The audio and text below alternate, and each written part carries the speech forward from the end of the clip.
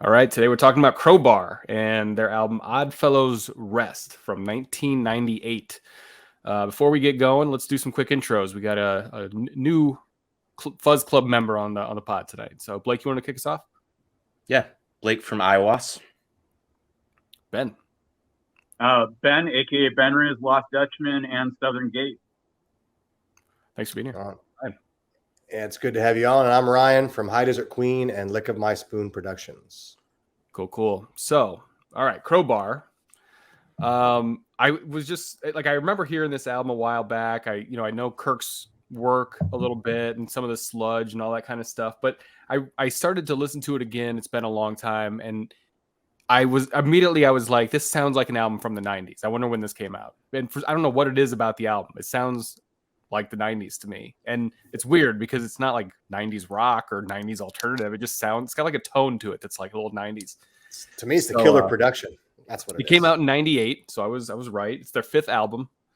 But in context of what everything else was going on in 1998, I thought was really interesting, because 1998 was when like Korn put out Follow the Leader, their big album, Godsmack, Rob Zombie, System of a Down, all this like new wave, new metal stuff rather was coming out in 1998. But also like Slayer put out, what's the album? Diabolus Musica. Diabolus and Musica. Yeah. Metallica put out like Garage Days. I mean, it was like a weird time for like heavy metal. It was like this new metal thing happening. Soulfly, Meshuggah, Sepultura, all kind of coming out with stuff. So like it was kind of weird to put it in context for me, because like in 1998, I don't know that I was really even listening to stuff like this at all. I mean, it was probably, or maybe around this time, starting to get into like probably Korn and stuff like that, I guess. But so trying to listen to this and put it into context of the time period was interesting, because it sounds, I wouldn't say dated or anything like that, but it sounds like 1998, knowing what else was going on. I'm curious what kind of like the reaction was at the time of people, like when all this other stuff, pretty commercial type of stuff is coming out, like what an album like this felt like to a lot of people that were in it. I mean, I'm sure it was different for the New Orleans scene, but I don't know. What did you guys think about this and the context of the time period? Well, I know that I was a 17 to 16-year-old music snob around the time this record came out, and so much has changed since then. Totally, not music snob at all. Not at all anymore. But at that time, really close-minded of like what I listened to. And then it was like, if it's Tool, I'm listening to it. That's kind of where I was at that time. I remember even like not appreciating Korn and some of the band, like Slayer, some of the bands you mentioned when they came out. Didn't appreciate it. I mean, I was just an idiot kid. Mm-hmm. But like, I remember listening to some Crowbar back in the day. And I remember it's amazing to think that I would listen to it, was like, not for me. Because I love Crowbar now, and I think that it's interesting you just said that long list of bands. I think in that time we were a bit inundated with a lot of heavy music that was coming out at that time, and I missed the boat on a lot of really good bands in that era. Heck, I missed the boat on some really incredible grunge bands that are some of my biggest influences now, just because there was so much of it coming out at the time. I mean, rock and metal was king in that time, and the late 90s when this came out, it's unfortunately started to wane, I guess, a little bit, early 2000s. If you guys seen that Woodstock documentary, it kind of talks about why. Yeah. But, like it's kind of waning, but at that time, but it's funny that Crowbar came out then, because it's not new metal. It's not heavy metal. I mean, it's sludge. Yeah. I mean, it doesn't have sludge. It doesn't have like, MTV type of like TRL level stuff like Korn did, but it was, I think Beavis and Butthead did a music video of theirs. I mean, they had the connection to like, they had a connection to Pantera, they had a connection to Phil and New Orleans and stuff. So like, they were like right below that, like ultra mainstream. I mean, they were, I wouldn't consider them mainstream, but they were connected to it somehow. And they had a toe in the water a little bit. Having a connection to Phil Anselmo and Pantera will do a lot for you. I mean, they definitely had some notoriety. I mean, they've been around for since like 1990 now. They're still going strong. So 80s. I mean, they've been around for a long time, right? So I mean, they they're doing something right, and it didn't help to have some backing on some of those other bands too. I mean, yeah, it's the NOLA scene, man. It's like one big NOLA sludge family. It's pretty cool. So Ben Riz, you said that you were living in New Orleans around this time, or yeah, I had the joy and pleasure of being a youngster around NOLA, in and around like the mid to late '90s. So those were like our local heroes, Of course, like very unobtainium. You still couldn't just like walk up to them and talk to them because they're gods among men. And still, I kind of carry a little bit of that opinion, even if like we're all mortals, I mean, I still fanboy out whenever Kirk's in the room, and I've talked to his wife more than I've talked to him. But he seems like a cool dude. I've seen him on a couple podcasts. He seems like a really chill dude. Super dude, man. What a he is the nicest of like people you would swear shouldn't be. But like, I mean, it's a sour face he wears, but like everything that comes out the man's mouth is honey, Yeah. When I met him, he was one of the nicest, especially for his level of musician in terms of just fame and notoriety and respect.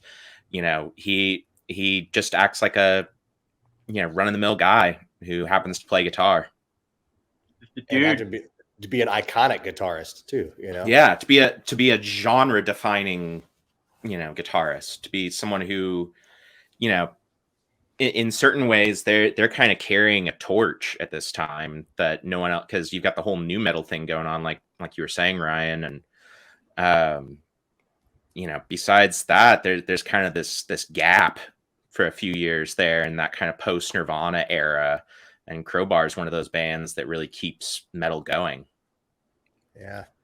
And going back to Kurt, I have a funny story. I met him at Psycho Las Vegas, and I didn't know. I mean, this is sad. Okay, I didn't know who I was hanging out with. And I'm embarrassed now because it would be like a year or so later that I'm booking him at Ripplefest. But like I didn't know. What's so cool about Psycho and some of these festivals, like that one unfortunately is possibly no more, but some of these festivals is that everyone's there and the bands are hanging out, and sometimes and sometimes you don't. And I got introduced to somebody from Exhorder who was there, and so I knew I was hanging out with at least some of the guys from Exhorder, but everybody there was like us, long the beards, everyone's normal, they all look the same. I didn't know who they were, and I ended up taking like shots and drinks with Kurt, and I didn't know it was him until I saw him on stage the next day. And I'm like, oh my God. It's probably why, I mean, at the time I was like, you know what? That's probably why he was so cool, because I wasn't fanboying on him, but I've met him again and he's just as cool, even when I did totally fanboy on him another time. So he's totally normal. He's such a good guy. He just wants to pound some Coors Light and play guitar. That's pretty much what he wants to do. Yeah. Amen. So this was presented to me as like sludge, and maybe 90s sludge is a little different than what I think of sludge today. But I mean, I think of like I Hate God, I guess, is sludgy, but there's even bands like that are stoner metal now that I consider my brain sludge because they're just so slow and got this like super fuzzy, heavy tone. In my brain, I go like, this is sludge. This is considered sludge, I guess, but to me, like, I don't know, that was tough. Maybe listening to it now, like, retroactively in this 2023, maybe I'm listening to it wrong, but I was like, man, this isn't as sludgy as I was expecting. It's very like, I don't know, metal and just other things, but I don't know. I mean, Ben, you were in New Orleans at this time. What was sludge? Was this sludgy as hell when it came out, or like what was the reception to some of this kind of stuff? When this album dropped, it was on the backbone of Audie Petrie passing away, who was bass player for Acid Bath. So like half of Kirk's band walked out prior to Oddfellows recording, and Sammy Duet was without a band for like ever, So it was like the two of them linked up like peanut butter and chocolate, and they both had riffs that they had been like kind of cobbling aside. Because you got to remember, there was like about a good 3-year break between the previous Crowbar album to Oddfellows. So in that time, Kurt was, trying to get himself clean, trying to get himself like, cobbling together enough songs to make an album. And Sammy had a lot that should have been in part of the newest Acid Bath album that never came out. So that's why we got the album that we did. Everybody saw it too. It was a good thing. Like, two big forces joining together and making like a super group almost. I still to this day think Oddfellows and Equilibrium are probably two of their best efforts, and they both happen to have Sammy on them. So everybody was really stoked that those two parties joined up. I kind of wish they'd still like do music together, but I mean, hey, Goat Horse is as mighty as it's ever going to be, Yeah, there's something interesting about I think that scene in general, not just in terms of how they're on each other's albums and things like that, but I think this kind of goes back to what you were saying, Ryan, about like this doesn't sound like necessarily what we think of as sludge now, and I think that's because we kind of conflate a sludgy sound versus the genre of sludge a lot of the time. Yeah.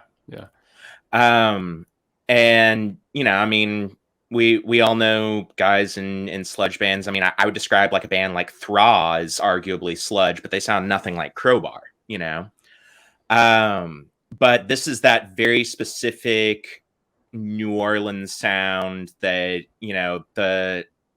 how I've always described it to people, and I learned this from Ben, was the way that you can tell it's a New Orleans sludge band is if you listen to the beat. And it's my not drummer just talks about that all the time.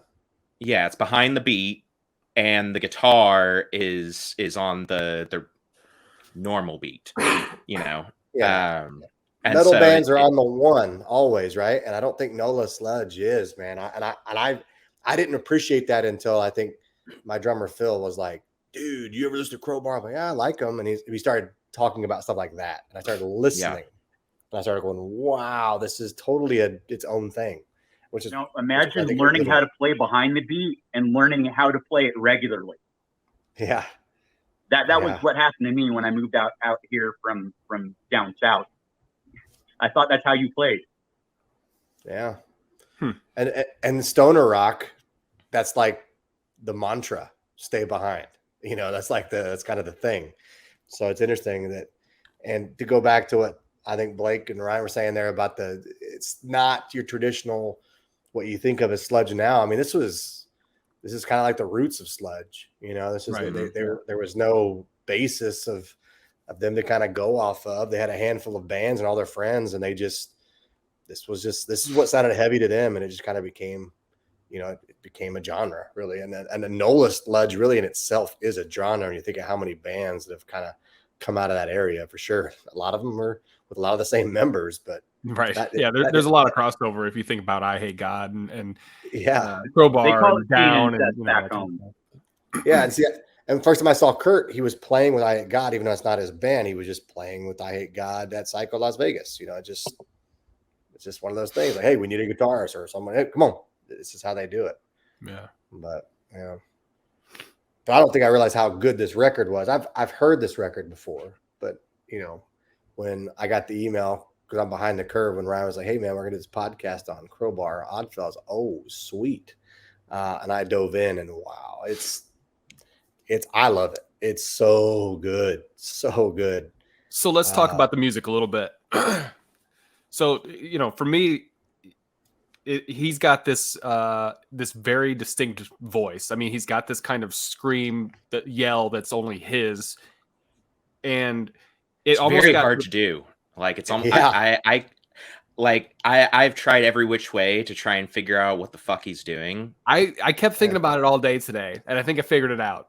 It sounds like he's taking a shit, yelling to his wife, like, "I'll be out in a second," it's straining. It's the strain in his voice. It's not like a traditional like scream or yell. It's like he's straining to get it out somehow. And he does that throughout. And I don't know how many tracks are on this album. There's quite a few, like 15 or something. And like it got almost a little monotonous to a certain point until I hit the song Oddfellows Rest, which is like the acoustic song. And I was like, singer, man, right? that was a nice little break there. They should have put that a little bit like more towards the middle or something. But that use of a Phase 90. Great use of a Phase 90 pedal. Oh.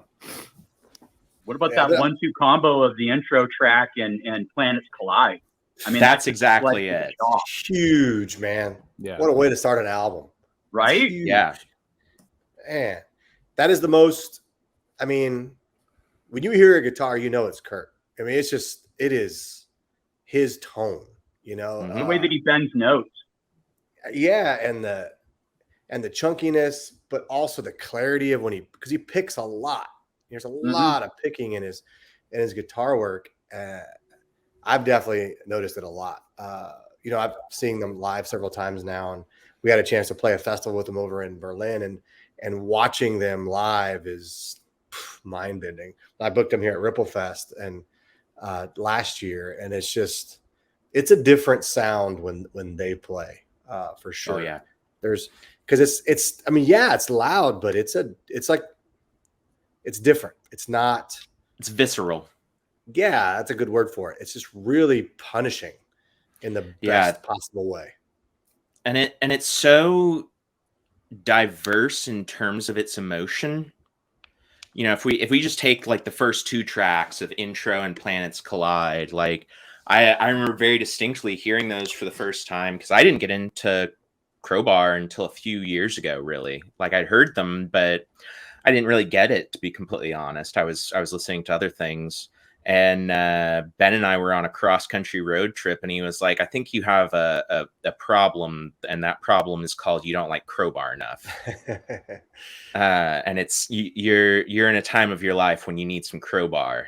And you know, it's very emotional music. It's got a lot of depth and intensity, but you can also just, you know, rip out you know, bench press while listening to Crowbar. You know, it's good for whiskey drinking, and it's good for doing squats. That's true. Yeah, I think very good workout music between like this sludge is that it has emotion in it to me. Like when I listen to like some other sludge and stuff, it's a little bit emotionless. It's just like this heavy, like pounding, heavy thing. Where this, you could feel like different. There's beautiful parts, and there's pain, and there's anger. There's all these different emotions going on, you know, throughout of it. And like it's kind of amazing how they're able to do it, because like I said, like Kirk's, you know, vocals kind of remain pretty constant throughout, but they're able to kind of weave in this like emotional thing through each track. It's the music, you know, like it's heavy, but Planets Collide's a great example. There's that pretty picking in there that's heavy, but it's melodic. Yeah, you know, and the chords that he chooses to play, it's dark. It definitely is full of emotion. His lyrics are too, you know. Yeah. And you know, his lyrics are heavy. You know, just lyrically, obviously vocally, but I mean lyrically too. He's got some really cool lines.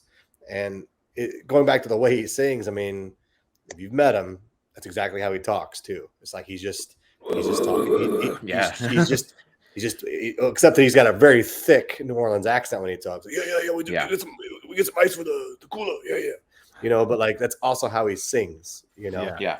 So it's I don't know where it comes from. I mean, it's from his, because he's not straining on stage. He's just like, that's just normal for him. Right. Yeah. That is kind of the thing that like I've seen, you know, videos of them playing and stuff. I haven't seen them live, but it doesn't look quite like it sounds. I mean, you'd think that he'd be popping a vein out of his forehead and shit, and like you know, this is just how he sings. And my throat would be gone after a song, and he's doing like you know, I mean, it's got to be like shows in a row. It's got to be like a chest voice, is because I mean, it sounds very throaty, but that's impossible to do with your throat, and he would be losing his voice. Yeah, he'd be losing his voice if it was throat. So it's got to be his chest voice. Yeah, and it's not a head voice either. So it's, you know, that's the only thing I can come up with in terms of what exactly it is. I think it's straight up throat, to be honest. I mean, the many years I've run into that. You know, he's always like talking like this, you know, got a really scratchy voice. He might have a shit ton of scar tissue built up in that throat now, or it's like no big deal, you know? Yeah.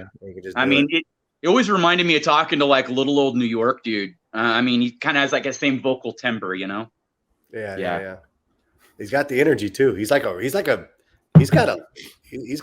guy with a lot of energy. He's fun to talk, like hanging out with. He was like, he could be a wild man. He's crazy, but in a fun way. In the fun, I mean, what you expect to hang out with a bunch of NOLA dudes, it's gonna get a little intense, and it's gonna be fun. Yeah, you know. So yeah, it's cool.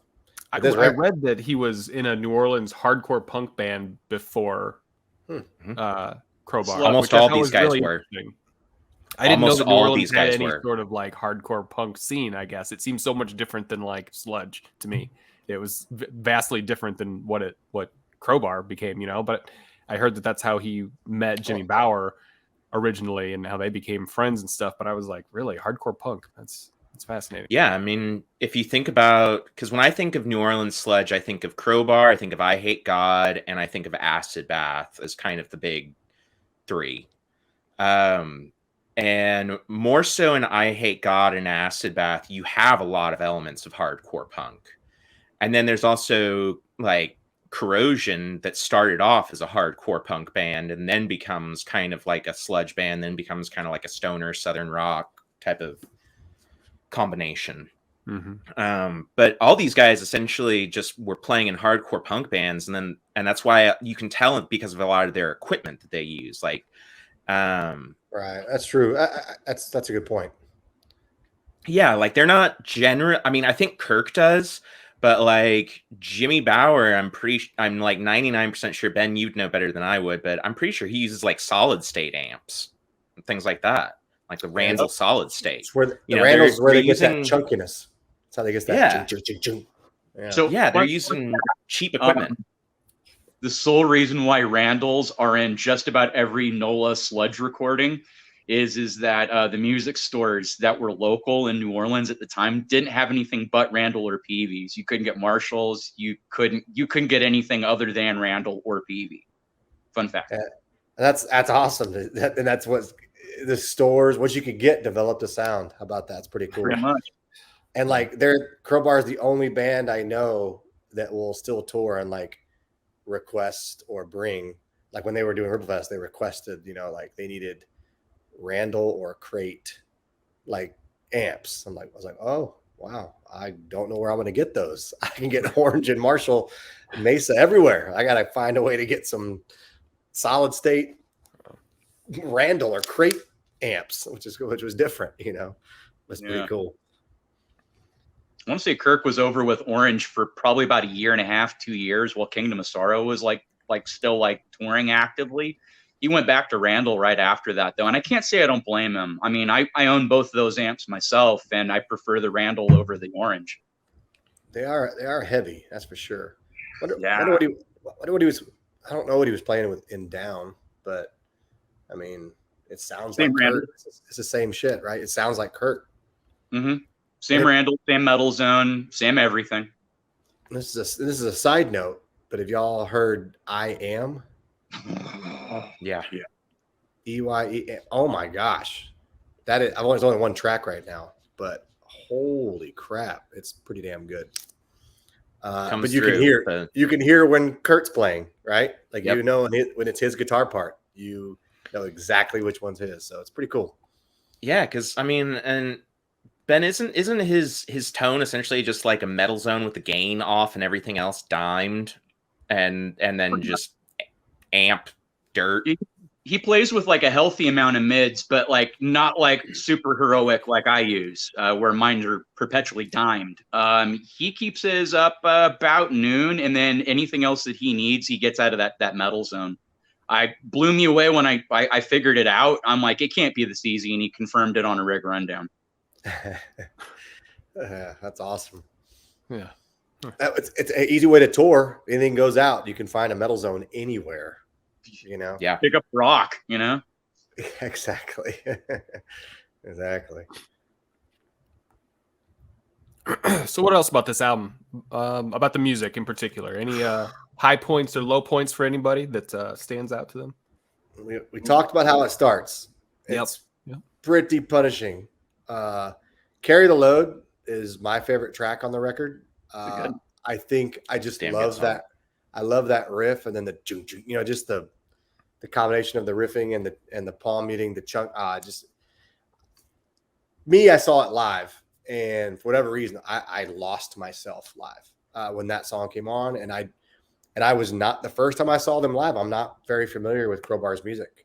I was watching how many people around me were people I respect in the Austin music scene that were like thanking me for bringing Crowbar to Austin. I'm like, well, they tour, you know, but they were like, dude, oh, I can't believe I'm going to see Crowbar tonight. I was like, okay, I was kind of vibing off of their energy, but by the time that song came on, and I'd heard it a long time ago, it just grabbed me, and I lost myself. I wanted to destroy in a friendly way everything around me. It was awesome. And the destroy the room principle. Yeah, I just had that, but it had that vibe, and I was so happy and wanted to, like, you know, break things. But like it was I always remember that. And so when every time I've seen that song live again, you know, it always takes me back to that time, and I kind of lose myself again. That song, whatever reason, speaks to me. One of the things I thought was just brilliant about this album, you know, I mean, it's a long album, but it's part of the CD era, so most of the albums are going to be, you know, about an hour long. We're kind of back in this. I love that era. Yeah. I mean, we're back in a pseudo vinyl era, so every album's going to be about 35 to 42 minutes long. But when bands were told, like, hey, you got a CD, you can fill up an hour worth of music, they're like, okay, got it. That's what I have. So the length that was the standard. That was the cool thing. It's a standard. Like you didn't go to the studio with less than an hour. I mean, I want to have that mindset again, you know. That's the best way to do it. But I thought it was brilliant how, you know, it kind of begins and ends in the same way. So it kind of becomes a no pun intended perfect circle. You know, bringing back the intro riff is into the very second to last song of the album. There's that kind of like last little bit there on the final song, at least when you're streaming it now. But you know, I just thought that was so well done, so tasteful, so smart.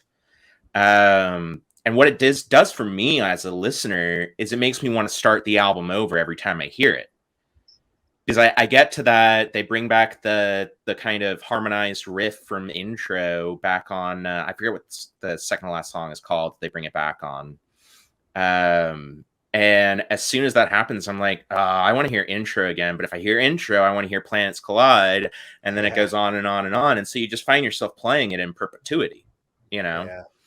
And that's not something that I find in general or in the space of music, you know, where I can just repeat a, you know, pretty heavy album over and over and over again, and not get tired of it. But I find more and more things that fascinate me as I listen to it.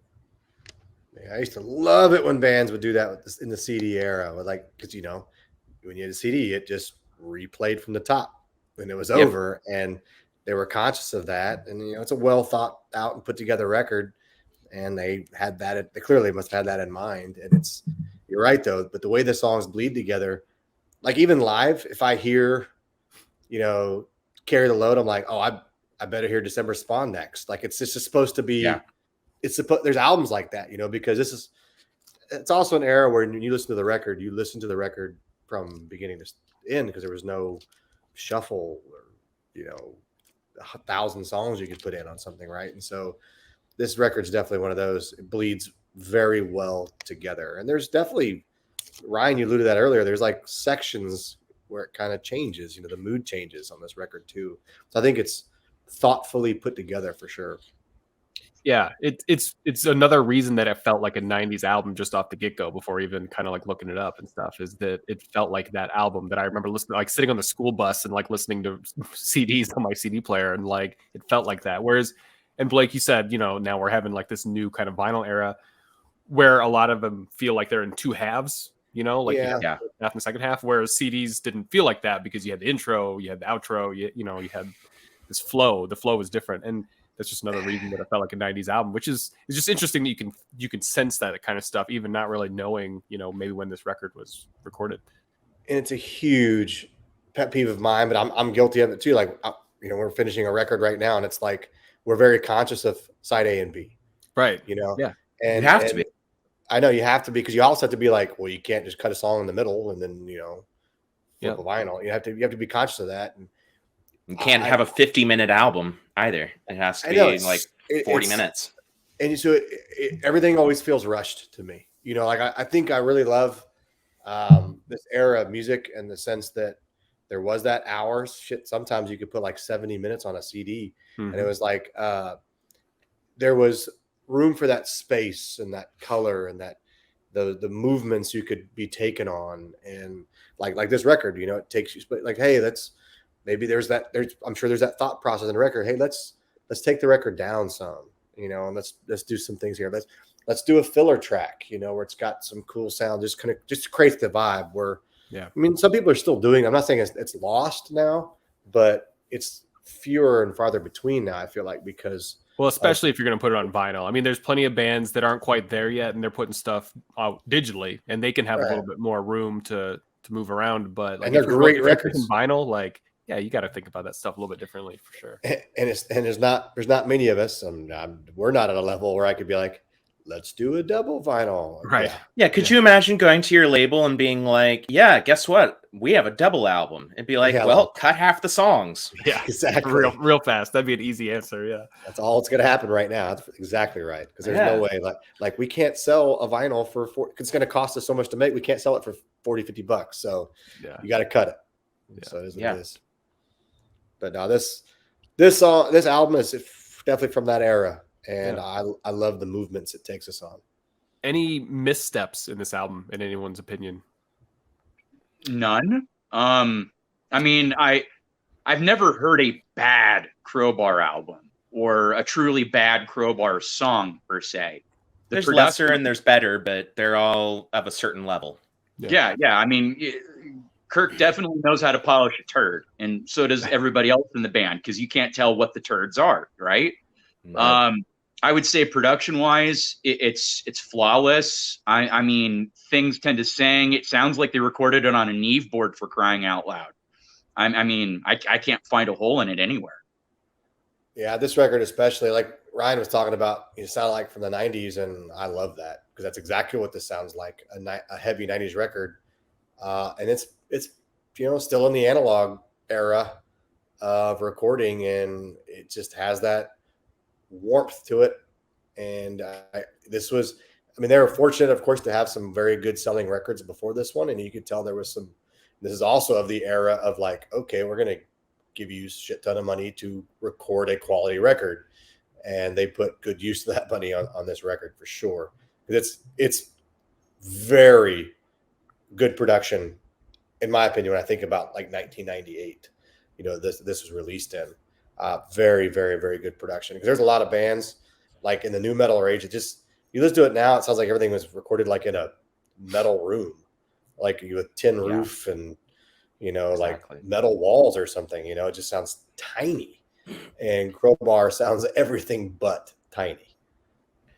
I think the only thing that I would have maybe a problem with, because this is my favorite Crowbar album, and Crowbar is definitely one of my favorite bands of all time, and one of the bands that means the most to me, like personally. But I think sometimes it is a little overproduced, just a little bit overproduced. You think this record? But I think that's part of the era. You think this record is a little bit? Yeah, I think, especially once you see Crowbar live, I feel like there's like an extra burliness that they kind of buff out a little bit.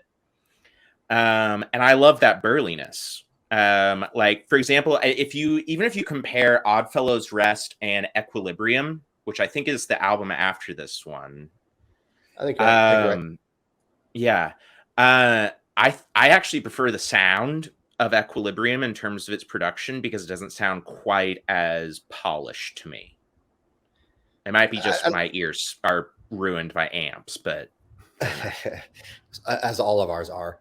But I'll give you that. I'll give you that, though, because there are some parts where it does kind of have the sign of the times, maybe, where they took some chances, because that's kind of what, you know, like even on Planets Collide, you know, like the secondary vocal that sounds like he's singing it through like a guitar amp or something, you know, like that was something that probably a producer goes, hey, this would be cool. You know, I get that. There's definitely some part, because they don't do that live. I know what you mean. Like live sounds perfect. Yeah, and it's how you should hear Crowbar.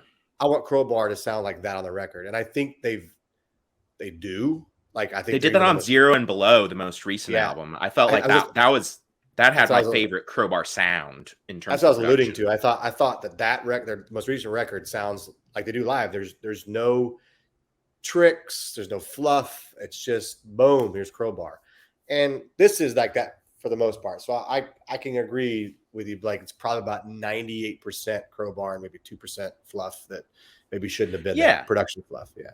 I mean, it doesn't sound like it's, Butch Vig butchering a sound on an album as usual. But, it also doesn't have that raw, swampy edge to it that you get when you hear Crowbar live. It's hard to reproduce what they do live. I would not want to be the sound engineer doing these guys, because okay, you're going to give me a wall of guitar and I still have to find a room and space for big drums and bass and vocals. Like how that's a task in itself. Yeah. I mean, I wouldn't even want to be the live sound guy because like they've got some challenging setups. Because when I saw them, the other guitarist was playing a 7-string. Kirk was playing a 6-string. That's how they do it now, I think. I just saw them, that's what they were doing, yeah. Trying to balance out those frequencies would not be easy. No, it would not be. So that's what those guys get paid the big bucks. Yeah. Yeah, their front of house guy definitely sings for his supper, so to speak. Yeah. Yeah, they got to know what they're doing for sure. Because it doesn't sound muddy. That's what I'm saying. Like, this is tuned down, wall of sound, and no mud. Sludge. Yeah, but no mud. I think it's B standard tuning, and it sounds like it's in E standard because it's so clear, and you don't have that kind of dead note vibe that you sometimes get when you tune down super low. So maybe they have a great guitar tech, but it master their sound. Yeah. It's just it's very tight and very clear, and I think that's because they're not using 15 guitar pedals like a lot of bands do now. They're just like, here's the amp and here's a boost. Yeah, they're not losing the tone through that. It's their tone. I always thought Kirk's tone was so percussive, and I think it very much so has to do with that. I mean, it probably has to, solid state. That's what you're going to get, that, which some people hate that, like they don't like, I'll avoid that. Like I've got a bunch of amps in here and I don't have one solid state amp, because it's not what I'm going for, but like it has a place, I go back in here Crowbar and I go, what am I doing? I should buy a solid state amp. I need to do that. But, it's just, I'd say that back. I do have a Sun Beta Lead, which is solid state, but like, it's not, it's different. And it's how clear and heavy it is what really impresses me. Because that's not an easy thing to do. And I think a lot of us are like, I want to put that Crowbar. We tune that guitar down and it just sounds like mud, because we don't set up the guitars right. We don't dial in the amp the right way. There's a science to it, as the real guitar players on this podcast can attest to. Oh, like intonation? Ooh, what's that? Yeah. How dare you? That's just a fancy word. Yeah. Well, I mean, it's you really hear the work in his hands and his fingers as opposed to the work of a pedal or an amp. You're getting unfiltered Kirk Windstein, like that is straight from his mind to his fingers, straight through the speakers. And when there are fewer things blocking the guitarist from that kind of pure sequence of frequency, I think you get a pure tone to it. I agree. That's at least my take. And he's got it mastered. There's no doubt about that. Without a doubt. The whole New Orleans sludge scene does. Yeah, exactly. Well, I hate to ruin all the good conversation about all of this technical stuff that you guys all know really well with I just with fake a it bunch well. of nonsense, but I'm going to ruin it with a bunch of nonsense now, if you don't mind. By all means, I love your nonsense. All right. So we talked about Kirk's lyrics a little bit, and it's been a little while since we've done a lyrical game. So we're gonna see how well you guys know some of the lyrics. I'm bad at this, but let's give it a shot. All right. Yeah. I'm the guy who sings the words mumble, and I get the last word right every time.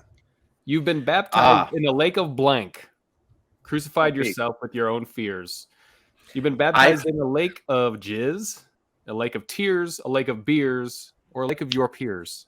I think I heard jizz for the longest time, even though I know that's not what it is. Yeah, thanks to you and Eddie, I now hear that every time I listen to that song. Thanks. Yeah, I was always like, "You've been baptized in a lake of jizz." That's the fucking lyric. I listened to this today. We all did probably listen to this record getting ready, but yeah, jizz would be what I would love to be able to write a song and to have the word jizz be used tastefully. I'd also love to be baptized in a lake of beers, to be honest. Yeah, that's what I would rather. That's what I'm working on tonight. Yeah, exactly. That's kind of my tour or weekend ritual. Mm-hmm. But it is got to be. It's tears, right? It's definitely tears. Yeah, I thought I knew that lyric. That one I did know. But yeah. Don't dwell on the past. You've got to find the strength to blank you, kill you, bang you, lead you, or castrate you. Oof. I think this is kill, but I gotta find out what song. I'm trying to think what song this is. I gotta hear. Don't dwell on the past. I gotta think about it. What it sounds like in my head. What would Kurt say? I know it's either kill or lead in actuality, but castrate would be pretty cool. Castrate would be cool. It'd be pretty metal. If this was an alternate lyric game, that would definitely be the winner chicken dinner. I'll say lead. I like lead. Lead would be a cool lyric to put there, other than the funny word with bang. But I don't know. I'm just gonna guess. I'll just say lead because Blake's going with kill. Yes, lead. I didn't, and that was a guess. I didn't know. Eulogy left me feeling blank. Burning me, burning mind explodes. Eulogy left me feeling ill, feeling hard, feeling horny, or feeling cold. I know that all eulogies have the effect of making me feel a little bit hard, but I don't think that's the lyric. And horny. Yeah. Hard and horny. Yeah, can we put B? Is it B and C? Is there a multiple choice option? That'd be E. Both B and C. Yeah, exactly. Both B and C left me feeling hard and horny. I like it. I got to write this down for a Hiders and Queen song. Hold on. This is great. All right. I'm having a tough time naming some songs right now, too. I'm cribbing a couple of these aside. I'll say cold because I like the paradox. Yeah, the juxtaposition. Yeah. I think that's it. Sweet. Because he's a good songwriter. Like what I'm talking about, he's got good lyrics. He's an actual songwriter in a space where most people don't give a shit about their songwriting. They just care about sounding cool. There's a lot of heavy bands just want to sound cool, but he's actually writing lyrics, which is super cool. Oh, in that department, that dude's a wizard in a room full of magicians. Exactly. I believe it. Soul searching for lost innocence. I feel it coming in blank. I didn't have to look at the options. I already knew we were going to go with this. I didn't read the options. Listen, if you put coming in the verse twice, like I'm going to use it, right? Yeah, right. Exactly. Coming in my pants, coming in waves, coming in your mom, or coming in hot. You go with B. That's the most innocent of the answers. Right. I will also go with B because it's spelled COMING. Yeah. It's coming in waves. Yeah. All right, that's all I got. Awesome. All right. Anything else we want to say about Crowbar? Oddfellows Rest. No. Other than go out and buy a copy on vinyl. If anybody who's watching this or listening to this on your favorite digital streaming platforms, currently on sale right now through their website. They have a few of their best records up there. It's definitely worth a listen on vinyl. That's for sure. I think I don't think I do have this on CD. It's in one of my CD flip books, that people still have those. I know somewhere. But yeah, I had this on CD. It was a gift. It was given to me, and I put it on the back burner for a long time because you can only listen to one CD at a time, and I didn't get around to it.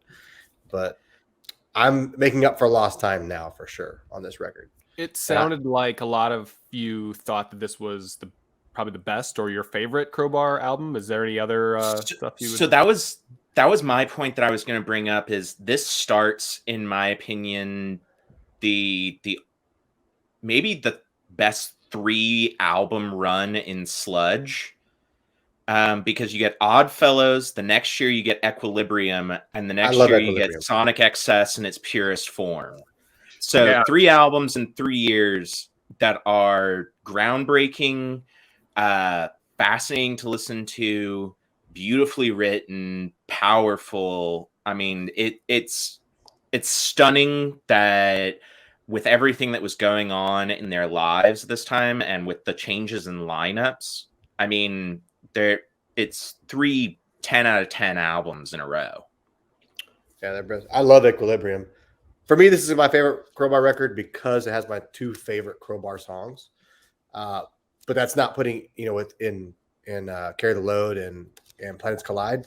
But like, that's not putting anything down on the other records. Like, I love Equilibrium. No. Equilibrium's a great record.